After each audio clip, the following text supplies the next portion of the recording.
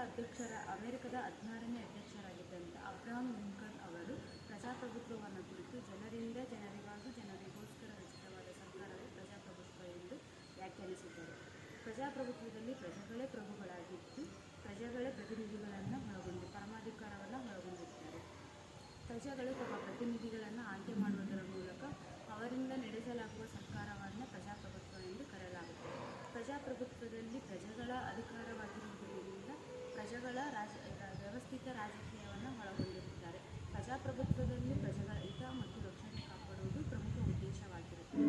ಪ್ರಜಾಪ್ರಭುತ್ವವು ಜನಪರ ಆಡಳಿತವನ್ನು ಒಳಗೊಂಡಿದ್ದು, ಪ್ರಜಾಪ್ರಭುತ್ವದಲ್ಲಿ ವ್ಯವಸ್ಥಿತವಾದ ಚುನಾವಣೆಗಳನ್ನು ನಡೆಸುವುದರ ಮೂಲಕ ಮತ್ತು ಅಲ್ಲಿ ಜನಪರ ನಿರ್ಧಾರಗಳನ್ನು ಕೈಗೊಳ್ಳಲಾಗುತ್ತದೆ. ಭಾರತವು ಅತಿ ದೊಡ್ಡ ಪ್ರಜಾಪ್ರಭುತ್ವವನ್ನು ಒಳಗೊಂಡಿರುವ ದೇಶ ಭಾರತ. ಇದು ನಮಗೆ ಹೆಮ್ಮೆಯ ವಿಷಯವಾಗಿದೆ.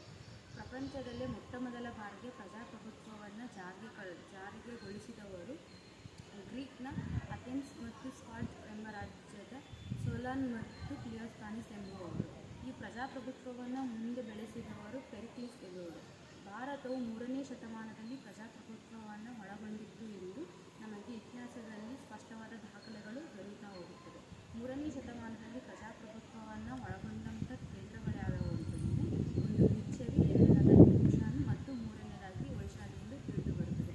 ಕಾಲಕ್ರಮೇಣ ಕಳೆದ ನಂತರ ಪ್ರಜಾಪ್ರಭುತ್ವದಲ್ಲಿ ರಾಜರ ಆಳ್ವಿಕೆಯಿಂದ ಪ್ರಜಾಪ್ರಭುತ್ವವು ಅಲ್ಪ ಪ್ರಮಾಣದಲ್ಲಿ ಕ್ಷೀಣಿಸಲಾರಂಭಿಸಿತು. ಇದನ್ನು ಕುರಿತು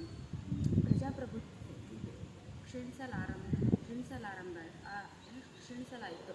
ಪ್ರಜಾಪ್ರಭುತ್ವವನ್ನು ಜಗತ್ತಿನಾದ್ಯಂತ ಎಲ್ಲ ದೇಶಗಳಿಗೂ ಅನ್ವಯವಾಗುವಂತೆ ಇದನ್ನು ಜಾರಿಗೆ ತಂದ ಕೀರ್ತಿ ಬ್ರಿಟನ್ ದೇಶಕ್ಕೆ ಸಲ್ಲುತ್ತದೆ.